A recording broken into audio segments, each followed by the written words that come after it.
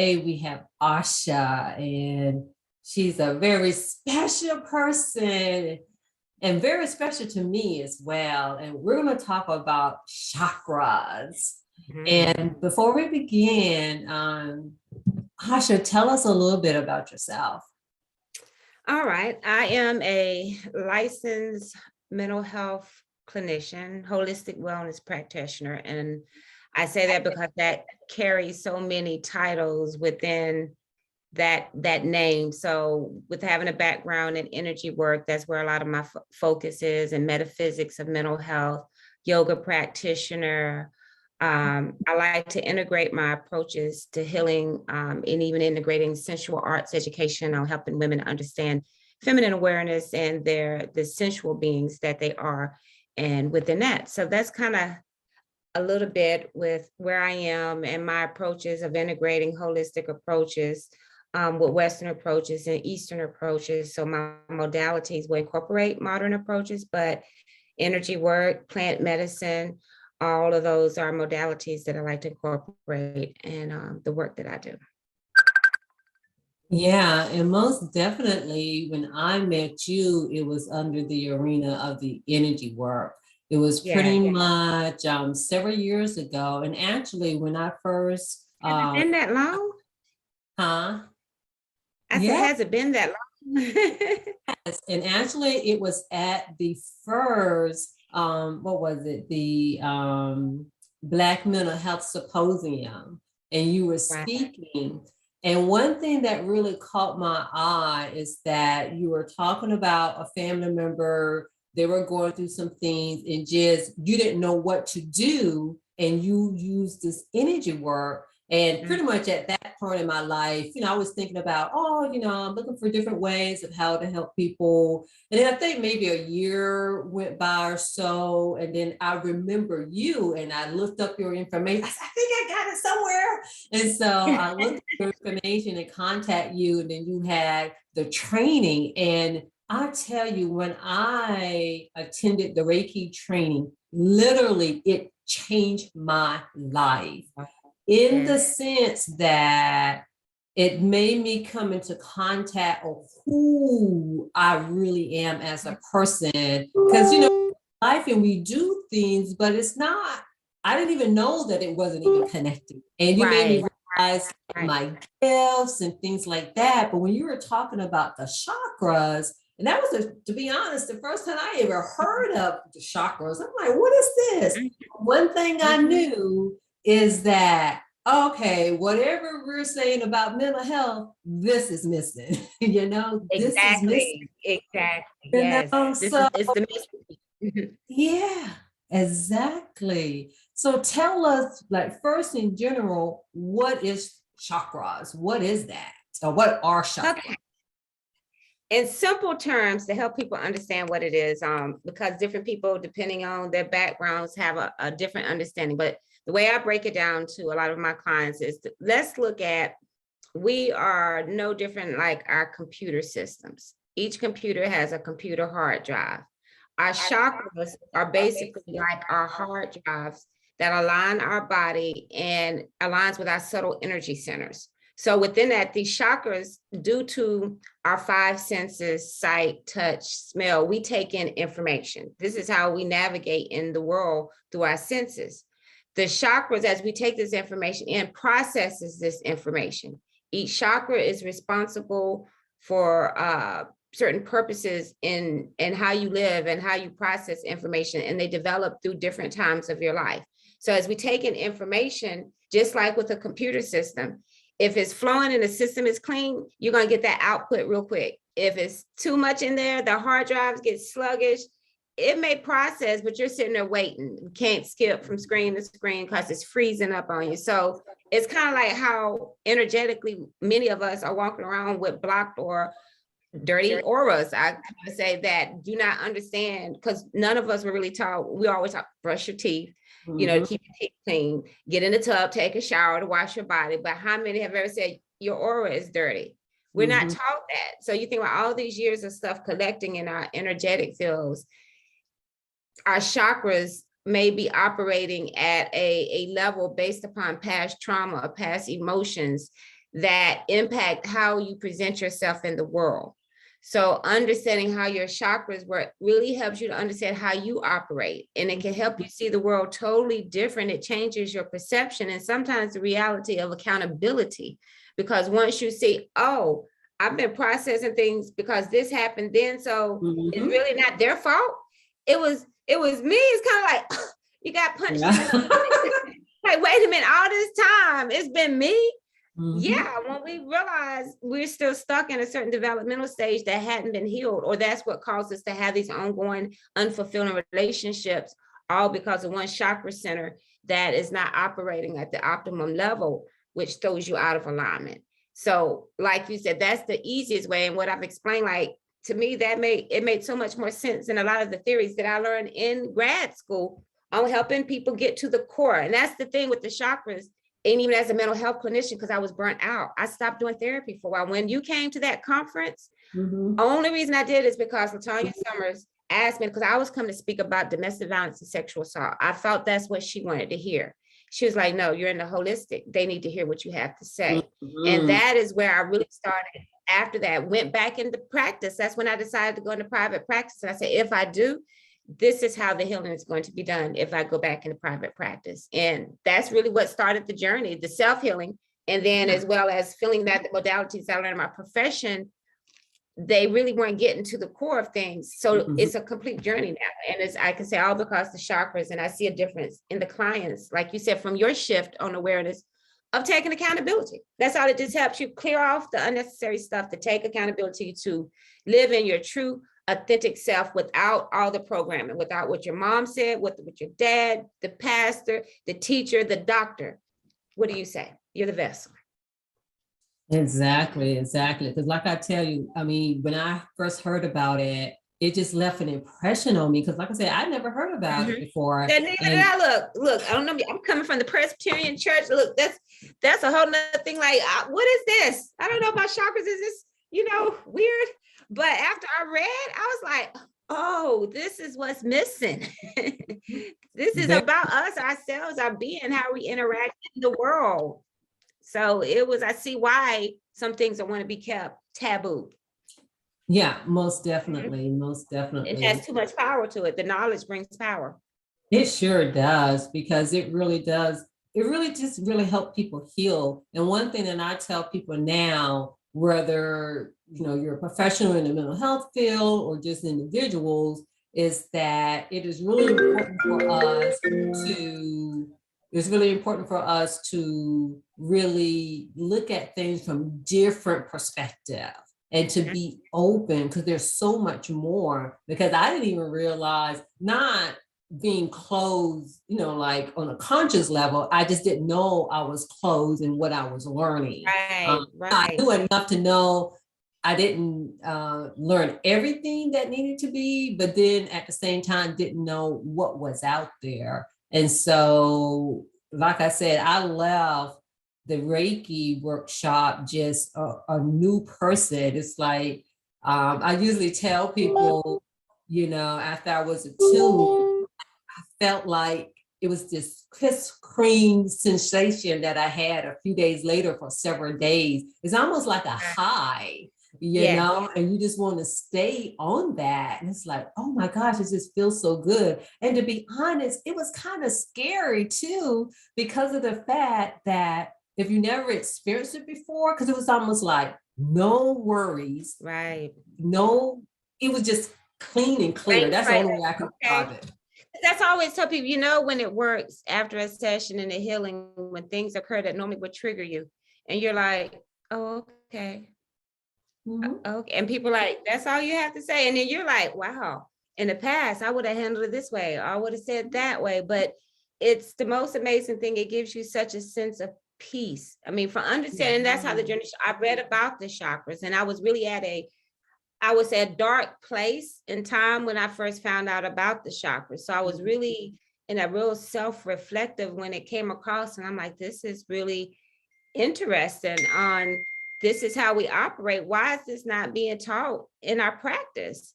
And of course, that's when it went from, okay, well, if your chakras are blocked, how do you unblock them? And that's when I started reading about Reiki. And at first I'm like, I don't know what this is. I'm not sure if this is what I want to do. And in my journey of still, I always say Reiki and energy work finds you. You don't really go searching for it. It just all of a sudden appears in your life like, what is this about? And you resonate to it. Like, this makes sense. And I didn't give up on it. I was still reading about it. And one day in my Google search, again, I Googled, who are the Reiki masters in Charlotte? And I really wanted somebody that I can identify with culturally that looked like me, for me to feel comfortable in journeying something I don't really know about. I was already the one, always, you're the weird one. You know, I had the tarot cards in school and my crystals, and already was conscious in that level. So it was no shock for people, me trying something different, but it was still, what is it that you're doing? So I found my Reiki master, a beautiful older sister with locks. And I'm like, if I'm going to do this, I'm going to do it with her. And shifted me. It was like the energy work cleared me. It allowed me to realize I was in the middle of an emotionally abusive relationship. And I said, that was what the most impactful, being a clinician. People think, you know, I don't know if you have friends, I would say, don't try to therapy me. Don't try to counsel me. And we're like, when we out work, we're not even thinking about it. That's not even my thought. But I found myself in a relationship that I didn't realize I was in an emotionally abusive relationship. And if it wasn't for me going to get that Reiki session to help, and I found that sense of empowerment, like, it was like I went back into my body, like, hold up, no, this is not you. This is not your journey to help someone else heal. And I'm losing myself in the process of trying to help someone else. So that is where my journey with Reiki began, of my awareness of myself and what I have control over, which led me to leave the relationship. And from then it's been uphill. I always tell people, the woman you see today is not the woman that you would have met in 2010. And it's from me really connecting with source. You know, we all have our religion and our beliefs. It doesn't even take away from it. I tell people, it's not a religion. This is not a religious practice. This is science. And sometimes science is an aspect of religion. It's life force energy. We all have it. We're alive and breathing air. We have energy. So it's not even a religion, but religious practices use it. It's the laying of hands. So it's just very empowering that you can do something or have a part to take the inner you and heal yourself and heal others.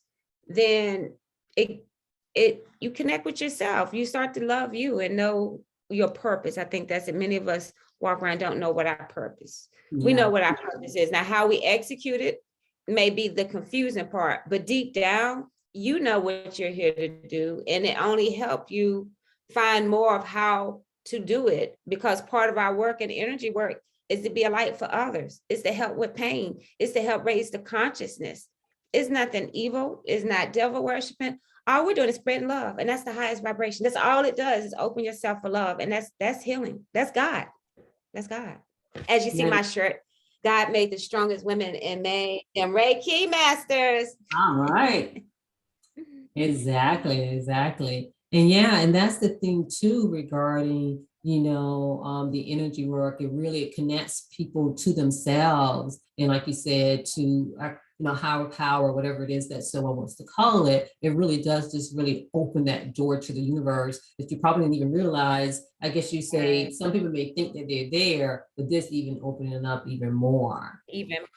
Yes. And I've seen it work for all different populations. I've gone and done work with gang members and those in the streets. And the thing is, they're more prone to catch on to it than others, because that lifestyle is all about instincts. It's about sensing and sensory. So they're like, oh, they use their third eye. It's all about watching back, watching people. So it just took it to another level to help focus them. So it's just so many populations this work, really that we already know. It's just programming that took us away, that we needed outside sources to be elevated or to be enlightened.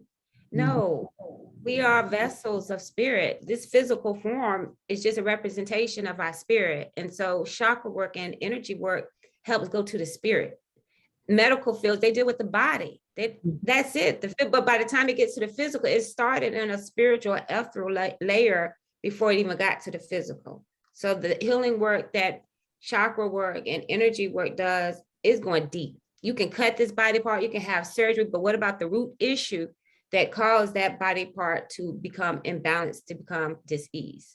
And so I always say this type of work, energy work or chakra work, you coming to get to the core, you ain't got time to play. You're ready to deal with it. There's no pacifying, there's no medication that just make you feel better for the now. You're going to go deep, but you're going to come out feeling so much better. Most definitely. And so when it comes to the chakras, can you explain like specifically the different levels or stages of the chakras, the root chakras all the way up to the crown?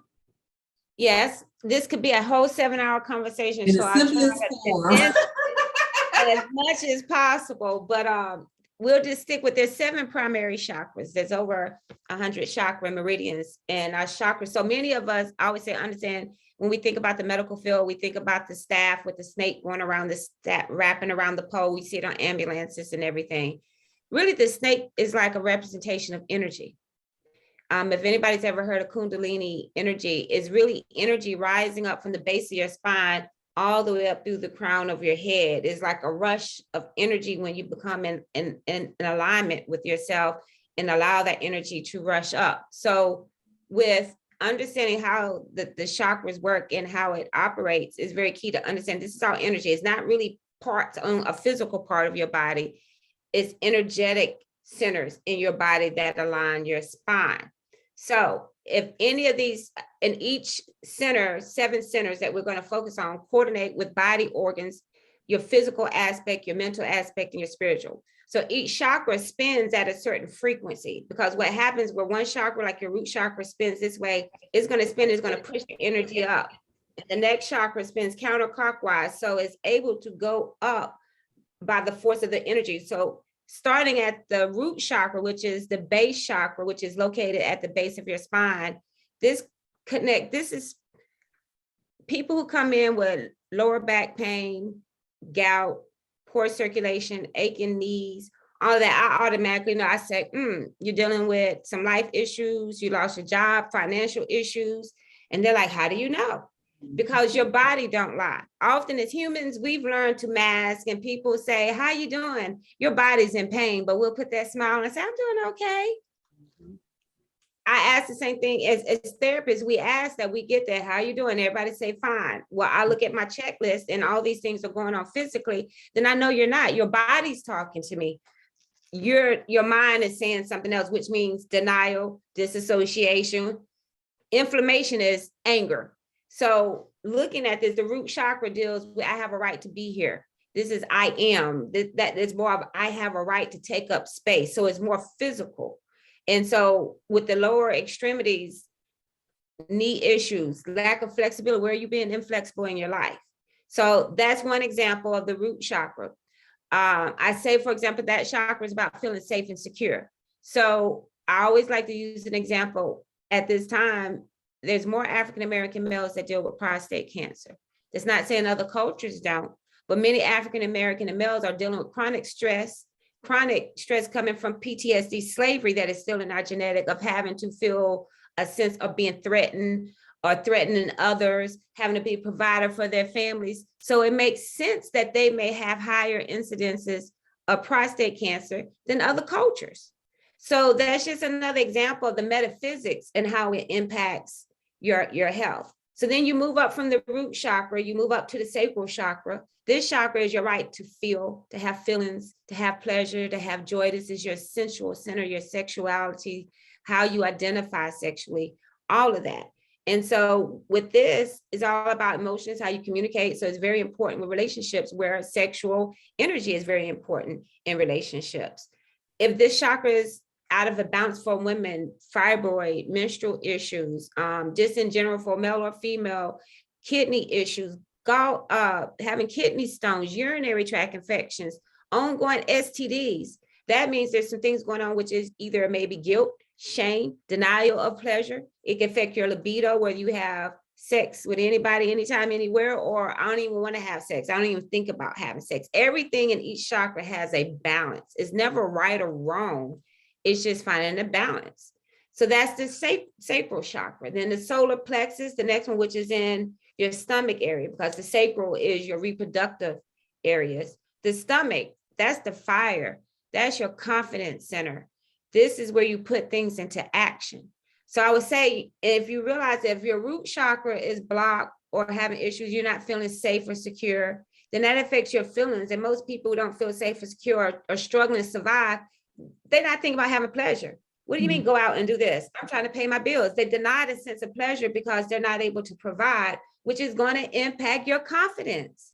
If you're feeling trauma and not safe, things are not flowing, you're not feeling sensual, which also impacts your money, then you're not feeling confident. So that affects your digestive, ulcers, irritable bowel syndrome, metabolism. All of that can be diabetes is a sacral chakra, and most addictions begin in the sacral chakra. And without going into too much details, that's a developmental stage of 12, 13 to 15, where many people really go through. That's middle school. That's a whole, everybody pays together into middle school and everybody's sectioned off. So either you could be the bully or be bullied. You're the shy one or you're the leader. That's where that sense of development comes in.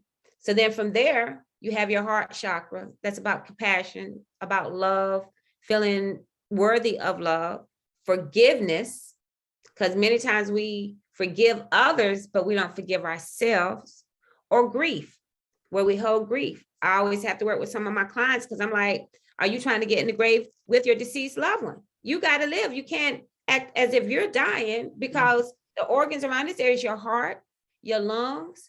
So literally people can die from pain or heartache, because most of the time, if you're aching up here, you're not breathing appropriately. It's shallow breathing. So if you can walk around and you don't even realize your muscles or your neck is tense until somebody touched them, think about that heart. If you're not wanting to hurt or feel, that heart muscle is not moving as it should and can cause issues, lack of circulation. So asthma, pneumonia, bronchitis, those are all COVID or heart chakra illnesses, because that's where they tend to take hold at. And if you deal with these illnesses or they reoccur, and then you have to know what your weakest chakra center is to focus on, to build it up, because everything has a frequency, even diseases and illnesses. So the lower frequency of that illness is going to find where in your body that meets that same frequency. And that's where it's going to harvest at and grow. So if you know forgiveness and compassion is your area that's hard for you, I'm not loving anybody again, I don't want to love anybody, or codependent. If you're not feeling safe and understanding and having confidence, your relationships may only be with those that make you feel empowered. So if you're not in a relationship or they break up with you, it's the end of the world. You don't feel you're worthy. You're not there because you don't know yourself. So the only time you feel good is when you're with someone. So that's important. And then the throat chakra, speaking your truth, your expression. This is where we implement boundaries. So again, if you're not feeling safe, you're not feeling you can express your feelings, you're not feeling confident, you don't know if you love, you're not going to say no. You may have a hard time expressing your boundaries, or basically saying, I don't like when you do this, or that doesn't feel good. You don't know how to speak it. Or if you grew up where to be seen but not heard, your feelings don't matter. You will grow up and people are like, why didn't you say anything? You know that. Oh, I didn't think anybody wanted to hear it. You never felt your words were validated. Your feelings were never validated. So why would you express them? So with only 2 outlets of energy, through your throat chakra and through your sacral chakra, which is an orgasm, this is where that sexual health comes in. If you're not expressing yourself through either outlet, that's trapped energy, throat chakra, heart, stomach, on down, that can cause a lot of things off balance just by not knowing to speak your truth, to put boundaries in, to say, I don't like this, or I want to do this. Or I have so many people that have been in an abusive relationship and don't have a voice, and they just take stuff and they swallow. Thyroid issues. Always having sore throat and issues going on with that area, because you really just swallow what you want to say, or you're one of those people. I had to grow out of, I had thyroid, a blocked throat chakra due to some things from childhood, but eventually my way of keeping peace was to be quiet. Somebody had to be the quiet one. If you're acting out of control, it's not going to be any good for me to be speaking and acting the same way. So I swallowed it to keep peace. When finally as an adult, I had to, I got to be the one that got to keep peace. I got a right to say something too. And if you get mad, you get mad after you just went off on me. I'm supposed to take it. So it was that point of time to realize I don't like when you do that, which I never said before. I just took it. So understand that you have a right to speak is the throat chakra. Then your third eye, internal GPS system, that affects your vision. Those people have headaches, sinus issues, styes on the eye, always congested, third eye, not trusting yourself. This is where people say, I can't meditate. My head is I always got thoughts running around and everything. That means it's either overactive or blocked third chakra at that time. Do you trust yourself? Can you sit still enough to see your vision? This is very important on who you are. I always say our ancestors, they didn't have cell phones and stuff when the Underground Railroad was occurring. You had to trust your instinct.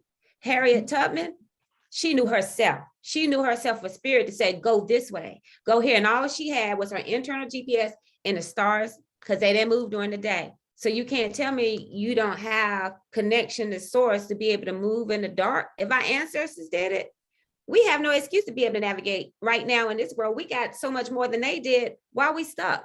Why we can't move forward? So that's that third eye. And then the crown chakra, that's the I am. You know, your eyes, I have the right to see. The crown is I am. By this time, if everything's flowing, you feel connected to the world. You're connected with everything, from every plant to every fly to every bug. Like I tell people after they go through Reiki too, you know, how Snow White had all the butterflies walking and flying beside her, because your energy, when your energy becomes balanced, nature sees you as one. So I always tell people, like with bees don't have eyes.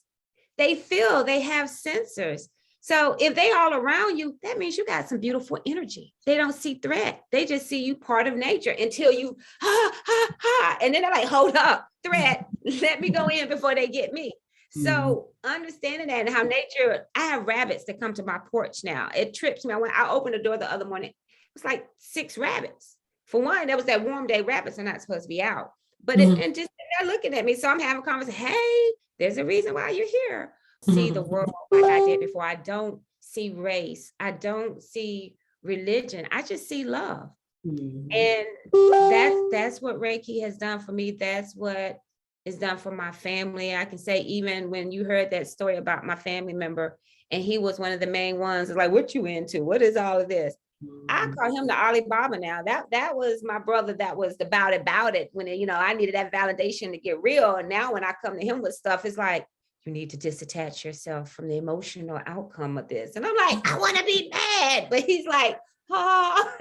So it's just beautiful seeing my whole family take upon this way of healing, from even on down to the young ones. When the 5-year-old or 4-year-old nephew is like, well, you want me to put Reiki on your knee if you have a headache, or if my head is hurting, they come and rub my head. So it's just beautiful seeing us go back to source where they're not afraid. We're the ones that are not sure. The kids, all this is breaking down walls for them to come through to be who you are, because the next generation, they're born healers. They're coming to shift the world. So that's what I feel this energy work is going to help us step into our true authentic selves, to be the light, to be the shift, to release the darkness. And at the end of the day, that's all. It's just love. That's why I tell people energy work is nothing but activating the love in you for yourself. And therefore, that's what radiates with all those around you, those that you come in encounter with. Oh, yeah. And it's definitely something that's needed, because like I said, it just changed my life. And it wasn't just the concepts, because I think sometimes people can fall in love with the concepts, so they make some bypassing and making you feel good. But it's more than that. You know what I mean? It really does. It's almost like, it was one of those things I kind of say, words just can't describe it, because it's a You just have to experience it. That's what I often tell people. Come get a Reiki session. Your life won't be the same. You'll be back. You know, and sometimes I don't mind doing it for free. I don't do it that often, but you know, my thing is you'll be back, because we never know what it felt like to have your energy cleared off. And then you're like, whoa, this is a whole different feeling. And that's what I love, even like incorporating my therapy. I'm putting power back into my clients, because I don't want them to be dependent on me to feel good. I need you to tell me when you're off, and there are modalities that can help you get centered. So this has helped my clients, especially those that deal with mood disorders, to regulate their mood disorders without being dependent on medication. It's about self-regulation, that you can be like, oh, I'm out of a line. Up, or they done got me worked up like that. It's no more they did this. It's like, I got some things I got to work on, because nobody should trigger you to the point that you're getting that worked up. If you are, that's a trigger, and it's nobody's fault. It's how you respond to it. And that's where energy works. When it happens, then you normally would be triggered and go off and do that. And you just like, okay. it stops all the drama around you, because if nobody have anything to argue with, they can't argue. If you're just like, okay, they're looking like the crazy one if they keep coming in and you're just like, okay. If nothing else, they'd be like, oh, you don't care anymore. And you see things switch. That's when, you're like, oh, toxic relationship. Okay. So that's why I even tell couples, as you go through this healing, and everybody's on a frequency. So if you're vibrating this frequency, everybody has an ecosystem. So everybody normally in your cluster are on the same frequency. Now, at one point in time, when you're wanting to learn more about life, you're getting your chakras clear, you're understanding about self, you're going to start vibrating more. So one or two things are going to happen. This is laws of science. All the particles are going to pick up the pace to spin with you, or it may fall off. That's the laws of nature. Now that particle may fall off if you release the ego, like, how they not going to talk to me anymore? Why are they mad? And you respond to lower vibrations and say things you didn't mean just to hurt them because they hurt you. That's a lower vibrational energy. But if you let them be and just realize they're not around because they're not in my frequency, it doesn't mean they're less than. It doesn't mean they're a bad person. You're just not in the same frequency, because if you keep them in your frequency and trying to, agitation, particles that are not on us, they become agitating to each other. And it's like, you can say, oh, the sky is blue. And they're like, how you going to say the sky is blue? Why you always say it's blue? And you're like, why are we arguing? So it's just understanding everything operates in a frequency. And as you change those around you, if you step into yourself and realize this relationship was a trauma bond, and you no longer need that trauma bond and come into yourself, then it triggers this person who no longer feels needed. So it can cause, you may think it's going to grow closer. It can, but it also can go this way as you come into yourself. And you may realize some of these relationships are not true, authentic, because I haven't been true and authentic. So therefore, it could be your marriage is not authentic because you haven't been real with yourself. It could be that job, like, oh, I'm quitting because I didn't really like it anyhow, or I can do what I want to do. It causes so many shifts on so many levels. Oh yeah, most definitely. So how can people get in touch with you if they want to work on their chakras? Yes, they can reach me at Shakti Wellness and Yoga at www.ashaktiwellness.com. I'm on Instagram under Shakti Wellness or as the Chakra Therapist. You can go to my Facebook page which is also a Shakti Wellness and Yoga. So yes, please check out what we do. We have a wide array of services, from energy work, counseling services, detox services. We do ionic foot detox, the sauna detox blankets. We have a physician assistant on board that does health consultations for those who are wanting an alternative way for treatment besides traditional, or sometimes we say go to the doctor and get the diagnosis, and then we can help you with the treatment. We provide yoga. We also provide services for kids. Some of you have, if you're special, your kids are special. They're sensory sensitive kids or they're empaths. They need to be around other kids that are like them so they can see themselves and not feel insecure, but become more secure in who they are. So between the variety of those services, we're a one-stop hub physically, mentally, and physically, even in the sensual awareness of working with women on dealing with any blockages regarding the sexual awareness or sexual issues. So find us, yoga, counseling. Hey, no excuse. We got what you need. And we take private insurance as well as HSA cards if those who have those, as well as self-pay. So. Yeah, and I must say, definitely a one-stop stop because you have a variety of services, and even the retreats we do. I'm going to Costa Rica in July, so it's wherever wellness takes you. Let's do it. If you want to heal and at the beach, we can do that. So I always say no excuses. If you're ready to heal, we got you. Oh yeah, most definitely. And again, put it like this, I consider you the chakra queen here. Well, look, I have to tell people I've just learned to be obedient and listen to spirit. I always say, don't put me on the pedestal because I'm human and I will mess up too. But if you can learn from any of the grace and hard-headedness that I've gone through, then so be it. Well, you definitely opened the door, I must say. And again, thank you. Thank you. Thank you. Thank you for having me on here. I love what you're doing too. I see you growing and speaking to the masses, and that's what it's about, shedding our light. We're like lighthouses, which is beacons of light for people to see the light. And if they sit and just watch, eventually, like you said, they'll come around when the time is right to seek your services. So thank you for what you do as well. Your reflection. We were in a frequency together, so we were doing something right if we came together. This is true. This is true. And again, thank you so much. Yes.